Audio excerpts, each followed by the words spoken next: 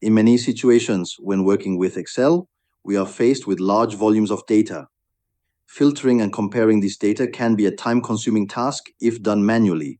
However, with just a few simple clicks, Excel allows us to efficiently filter and summarize our data using pivot tables. This is extremely useful when we want to analyze information without having to manually compile individual reports or apply formulas repeatedly. In this video, we will learn how to create a pivot table in Excel 365, which is a powerful feature for data analysis. First, select the data set you want to use for your summary. This data should be organized in a tabular format with clear headers for each column. Once your data is selected, go to the Insert tab and choose the Pivot Table option. Excel will automatically detect the range you selected and ask where you want the pivot table to appear, either in a new worksheet or in the existing one. You can choose based on your preference. To make the data easier to analyze, start by dragging the column that contains product names into the rows section of the pivot table field list. This step will organize your table by product, showing each item as a row.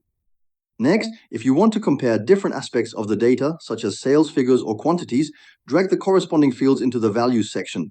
Excel will automatically summarize the data, usually by summing the values, and display the results neatly grouped by product. As you can see, this method provides a clear summary of the product data without having to manually filter or reorganize anything. The pivot table automatically groups and calculates the information for you, which makes it much easier to interpret large data sets quickly. This is one of the most efficient ways to summarize and compare large sets of information in Excel. By using pivot tables, you save time and reduce the chances of manual errors while gaining better insights into your data.